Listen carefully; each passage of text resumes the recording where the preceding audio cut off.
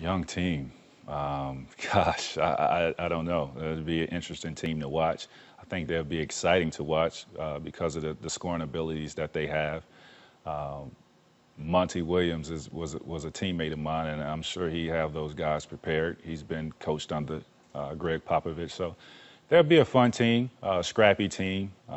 Leadership will probably be questionable for them. I just don't know who will step up and take that lead, but I think they'll be a fun team to watch. And most are in agreement with T-Mac as the Pelicans, as we said, won 27 games last season. They were fifth in the difficult Southwest Division. And say what you will about preseason, the signs are there for positive growth. Monty Williams' team, well, he's been with them now for a fourth season. And Williams may as well put on a lab coat because chemistry will have a lot to do with the success or flatlining of his club. He spoke with our Jared Greenberg. A real busy summer for New Orleans Pelicans head coach Monty Williams, working with Team USA and named to the competition committee. Coach, have you had enough time to familiarize yourself with all of the new faces on your roster?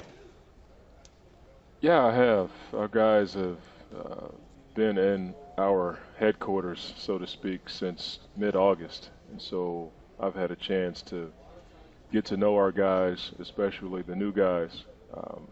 And then I've had a chance to spend time with my family.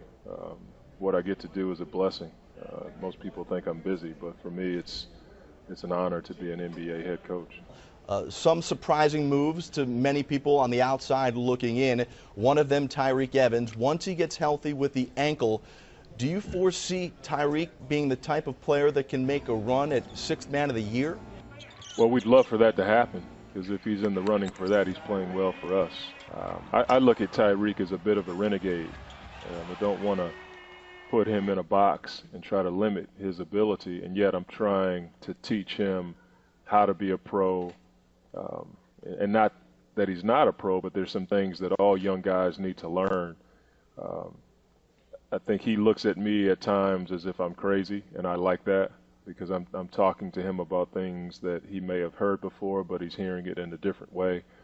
And he's an exceptional player. He can get to the basket. He's getting better at shooting the ball, and he's a quicker learner than I thought.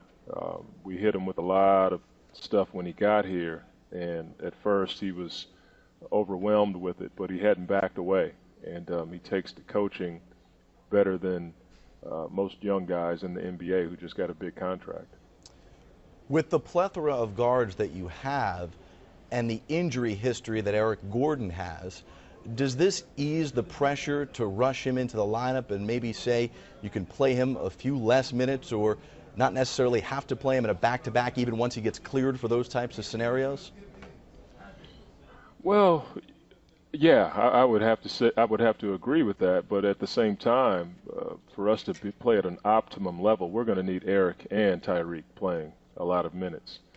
You can throw Austin in that equation.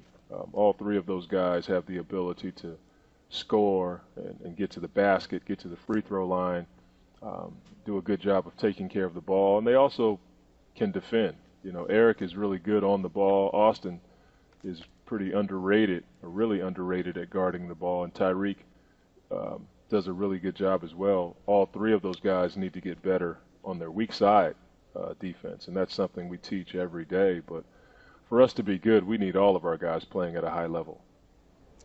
In order to get all of that talent this summer, you had to give something up, and that was a big give up in Robin Lopez, center coming off of a career year for you guys. And now looking at the center position with Greg Steedsma, who you brought in, you have Jason Smith, you get drafted with you through the draft.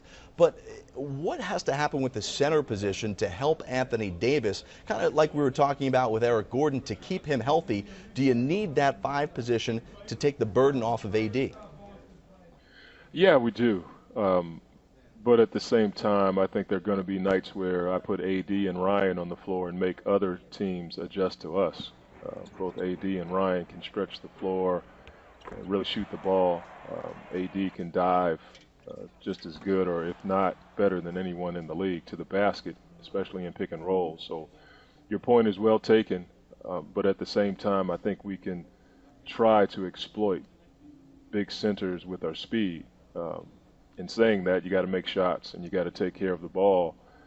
But we have some centers in the in the Western Conference. We just played one a couple nights ago in Dwight Howard. You're going to have to make sure you take care of guys like that. And there is a part of me that wants to hide AD on certain guys, but he's at a point now in his career where he wants the challenge. Well, he is a good friend of the program, and this year he's got one of the more intriguing rosters around the NBA. Monty Williams of the New Orleans Pelicans. No offense, but we hope not to see you here in Atlanta come the postseason this year. Yeah, I'm looking forward to playing in the postseason, but it takes a ton of work. We're going to temper our expectations, but we're looking forward to the challenge. Thanks for joining us. Thank you.